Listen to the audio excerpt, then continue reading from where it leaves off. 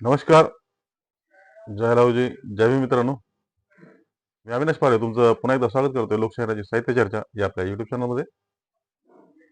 आपण लोकशाही अनुभवासाठी लिखित मराठी कादंबरी अग्निदिव्य हिचं वाचन करत आहोत. तर त्याच मालिकेतला आजचा हा 5वा भाग आणि प्रकरणाचं नाव आहे महाराजांचा आशीर्वाद. सकाळ झाली. दिवस उगवला आणि तो आपल्या नेहमीच्या चालीनं गगनाची चढण चढू लागला. त्याच्या पुढे दुपार उभी होती. तिच्या मागे संध्याकाळ आणि नंतर अस्त हा आपला क्रम त्याला पूर्ण करायचा होता. सकाळचा वारा निर्वाण होऊन पळत होता आणि त्या अवखळ वाऱ्याच्या पाठीवर पाखरं भिरभिरत होती. ती शिळ घालून सूर मारित होती. मोगरी गाव कधीच जागा झाला होता आणि त्याचा गावगाडा आपल्या नेहमीच्या चाकरीतून चालू लागला होता. माणसं आपली सकाळची कामं उरकीत होती. रिकाम्या घागरीची माळ पानोट्याकडे पसरकत होती आणि भरलेल्या घागरी घेऊन स्त्रिया गावाकडे निघाल्या होत्या. प्रत्येक माणूस कार्यक्षम झाला होता. परंतु हैबित जो उगला एका जागी बसला होता. तो आपल्या सोप्यात बसून विचार करत होता. त्याच्या डोक्यात विचाराचं चक्र उठलं होतं. रायगडच्या पायथ्याला किती तोफा असतील हा एकच प्रश्न त्याच्या मस्तकात थैमान घालीत होता. आणि तो मनात म्हणत होता, आपण ही भलतीच कामगिरी डोक्यावर घेतली आहे आणि आता या कामगिरीचं ओझं आपल्या मानेत बसणार यात शंकाच नाही. कारण रायगडच्या पायथ्याला किती तोफा एकवटल्या आहेत त्यांची मोजणी करून आपणाला यायचं आहे. पण पण आपण रायगडापर्यंत पोहोचायचं कसं आणि सलामत पोचून त्या तोफामधून सलामत परत येऊ का? आणि रायगडापर्यंत जाण्यासाठी काय केलं पाहिजे? कोणत्या मार्गाने गेलं पाहिजे? गुप्तपणे वेश बदलून जाणं धोक्याचं आहे. उलट सरळ सरळ उघड जायला हवं. पण कसं? मला कोण जाऊ देणार? फितुरांचा कडेलोट ठरलेला आहे. शिवाय आता सर्वत्र नाकी बसले आहेत. चौक्या कडवा पहारा देत आहेत. प्रत्येक मराठा पहारेकरी डोळ्यात तेल घालून पहारा करीत आहे. मग मी त्या तोफा कसं पोचवणार? हैबतीला काही सुचत नव्हतं. काय करावं, कसं करावं एवढाच तो विचार करत होता. उशिरानं तो एकाएकी हर्षभरीत झाला आणि म्हणाला, हो, हे केलं तर काम फत्ते. असं म्हणून उठला आणि डोकीला पाकुटं गुंडाळून चालू लागला. अगदी मुठीत नखं घेऊन उंदीर हुडकत निघालेल्या मांजराप्रमाणे तो चालू लागला. तो उंटाच्या चालीनं चालत होता आणि तो सरळ समोर पाहत होता. आज त्याला ती रायगडापर्यंत जाऊन यायची युक्ती सुचली होती. त्यामुळे त्याला आनंद झाला होता. तो खोताच्या आळीला येऊन थांबला आणि इकडे तिकडे नजर टाकून एकदम त्यानं भीमराव खोताच्या घरात मोरकंड दिली आणि भिंतीला पाठ लावून बसला. भीमरावची म्हातारी अंगावर पांघरून घेऊन बसली होती. ती सारखी कणत होती. तिला सपाटून ताप भरला होता. हैबतीने विचारलं, काकू काय होतंय? ताप, थंडी, खोकला. आता तुझं कसं चाललंय? ते कसं सांगू? मुलगा लढाईवर, सून माहेरी आणि माझा हाल कुत्र खाईना. थांब, मी करतो व्यवस्था. असं म्हणून हैबती उठला. त्यानं पाण्याची घागर भरली आणली. मग चूल पेटवली आणि आंबील करून म्हातारीला दिली. ती पिऊन तिला हुशारी आली आणि म्हणाली, माझं हे हाल भीमरावाला कोण सांगणार? मी जातो की, हैवती म्हणाला. आपण बामणाच्या पोरापासून कागद लिहून घेऊया आणि तो कागद घेऊन मी जातो भीमरावाकडं. मग तर झालं. कर बाबा माझ्यासाठी काहीतरी. म्हातारी विवळली आणि हैबतीने जाऊन बामणाचं पोरग धरून आणलं. त्याच्याकडून एक पत्र लिहून घेतलं आणि मग तो रायगडाकडे जायला तयार झाला. कारण त्याची वाटच आता मोकळी झाली होती. आता घरी जायचं आणि 4 भाकरी झुणका बांधून आपण रायगडाची वाट धरायची असा विचार करीत तो लांब लांब ढेंगा टाकीत तो पाराखाली आला. तेव्हा एका दगडावर दगडी पुतळा बसवावा तसा मारुती चौकाला उघडा बंब बसला होता. त्याला तरी तोफा, रायगड, मोहरा एवढंच त्यानं ऐकलं होतं. आणि तेव्हापासून तो हैबतीच्या पाळतीवर होता. हैबती जवळच मारुती चौकला म्हणाला, हैबती, लई गडबडीत आहेस? होय, व्हायची घाई आहे. हैबती तुला कुठे गेला होतास? मारुतीने विचारलं. किशा साळ्याकडे, हैबतीने उत्तर दिलं आणि तो पुढे गेला. आणि थोड्याच वेळात किशा साळ्या पाराखाली येऊन मारुतीच्या शेजारी बसला. त्याला मारुतीने विचारलं, किसापा, तुझ्याकडे हैबती कशाला आला होता? केव्हा? आत्ता. कवा माझ्याकडे आहे व त्यालाच नाही, काळी म्हणाला. चौगुलं, हे तुमचा हैबती मुलखाचा खट्याळ आहे, आणि तसल्या माणसाला मी कशाला जवळ करू? तो हैबती दुःख सोडून चांगल्या अंगावर उतणाऱ्या बिब्यावानी आहे बरं का. मला सारा ठाव आहे. असं म्हणून मारुती उठला आणि हा हैबती काय काय उपद्याप करीत असाल त्याचा विचार करीत आपल्या टेकडीकडे निघाला. मारुती चौगुल्यानं त्या रात्री हैबतीच्या घरात ऐकलेली बोलणी ऐकली होती आणि सकाळीच त्यानं साऱ्या गावात ती बातमी पेरली होती. जो भेटल त्याला मारुती विचारत होता, अरे हो हैब्या रायगड, तोफा आणि मोहरा याचाच विचार करीत असतो, ही काय भानगड आहे? शेवटी ती बातमी पाटलाच्या कानावर गेली आणि पाटलानं हैबतीला चावडीवरच बोलून घेतला.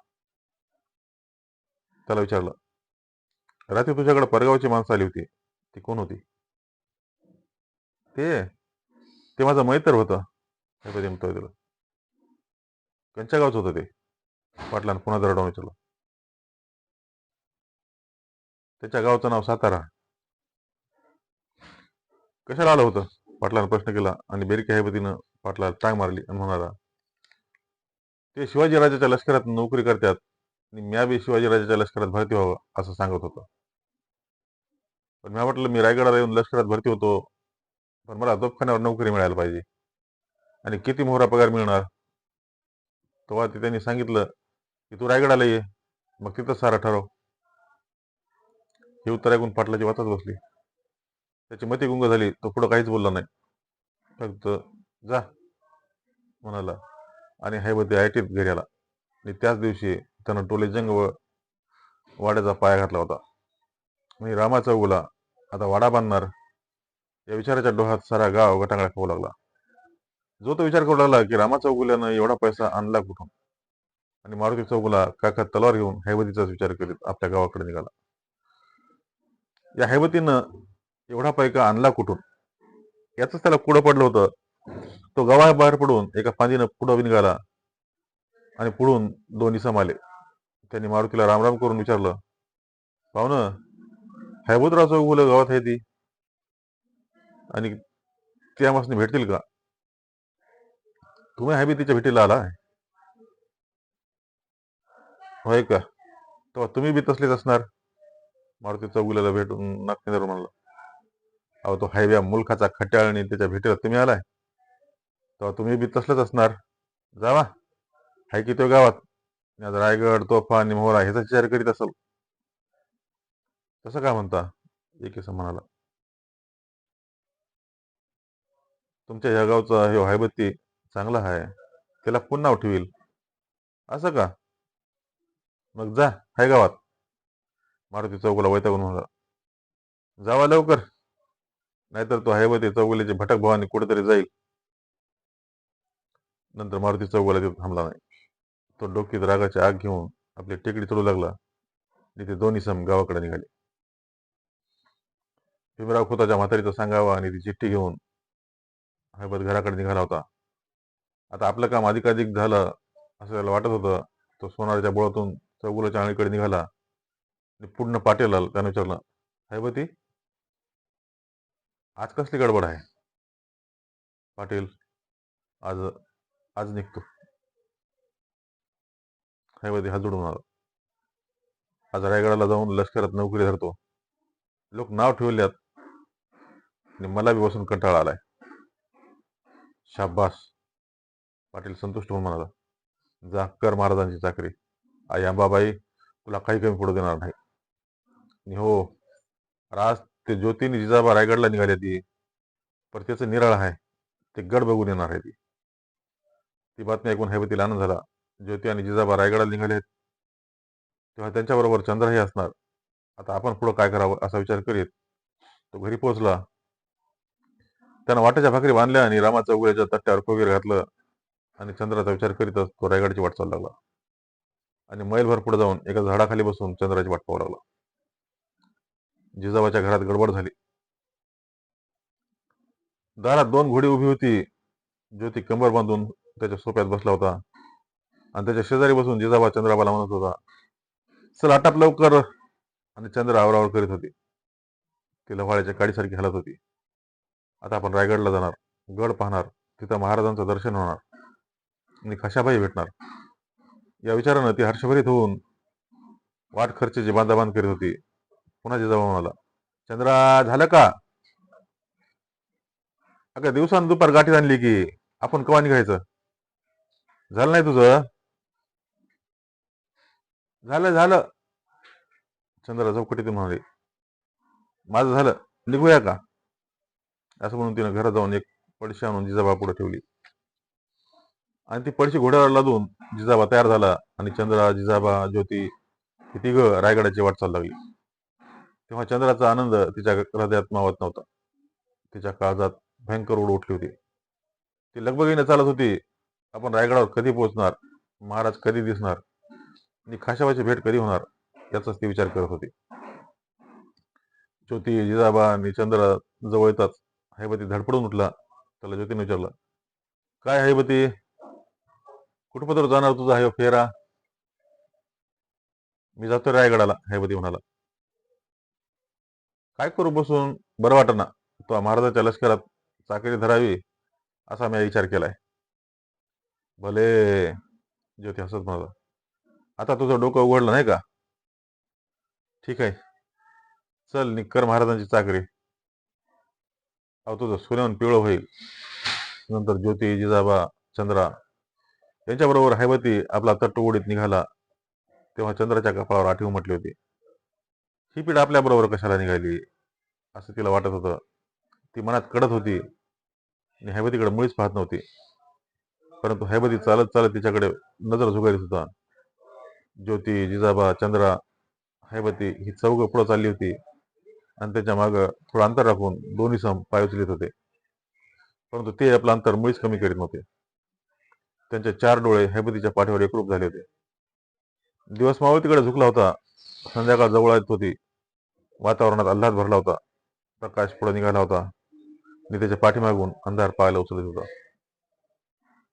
रायगडाच्या पायथ्याला येताच हैबतीनं तळाकडे वळला आणि एकाएकी त्याचं काळीज धडधडू लागलं आणि डोळा तोफा शोधू लागले.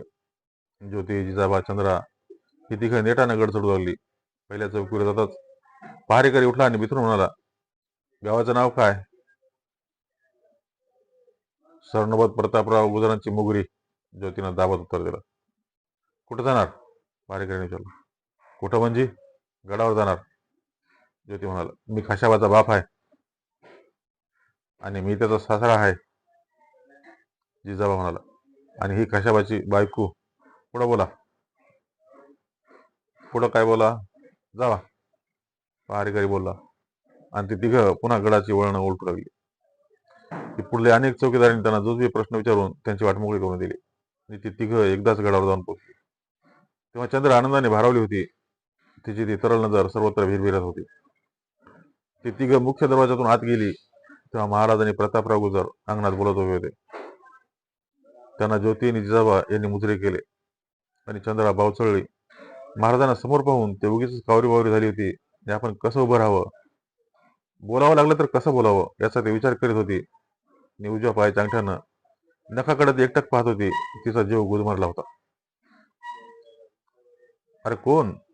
ज्योती आणि जिजाबा, तुम्ही इकडे कुठं? प्रतापरावांनी त्यांना ओळखून विचारलं आणि ज्योती म्हणाला, हे काय, अहो रायगड म्हणजे आमची पंढरी आहे. तो आम्ही आमच्या देवाच्या म्हणजे महाराजांच्या दर्शनाला आलो. असं? मग प्रतापराव महाराजाकडे वळून म्हणाले, महाराज, हा ज्योती आपल्या खाशाबाचा वडील असून हा जिजाबा खाशाबाचा सासरा होणार आहे. म्हणजे यानं आपली मुलगी खाशाबाला दिली आहे. ते ऐकून जिजाबा चंद्राकडे फिरून म्हणाला, चंद्रा, लेकी महाराजाच्या पाया पड की. आणि चंद्रानं भरकन पुढे जाऊन महाराजांच्या पायावर डोकं ठेवलं. तेव्हा महाराज म्हणाले, म्हणजे ही आमची सुनबाई? अष्टपुत्रा सौभाग्यवती भव. महाराजांनी आशीर्वाद दिला. लगेच चंद्रानं प्रतापरावांचे पाय धरले. तेव्हा त्यांनीही तोच आशीर्वाद दिला. अष्टपुत्रा सौभाग्यवती भव. आणि तो छत्रपतींचा सरनोबत प्रतापराव गुजर यांचा आशीर्वाद घेऊन चंद्रा पुलकित झाली. क्षणात गगन गिड्ड वाटू लागलं. ती मान खाली घालून नम्र उभी होती आणि डोळ्याच्या कोपऱ्यातून पाहत होती. एवढ्यात खाशाबा आला. त्याला प्रतापराव म्हणाले, अहो शिलेदार, ही तुमची मंडळी आली आहे. यांची सर्व व्यवस्था ठीक करा. यांना 4 दिवस ठेवून घ्या, गड दाखवा आणि नंतर पाठवा. खाशाबा काहीच बोलला नाही. तो हसत हसत आपली माणसं घेऊन मुक्कामावर गेला. धन्यवाद.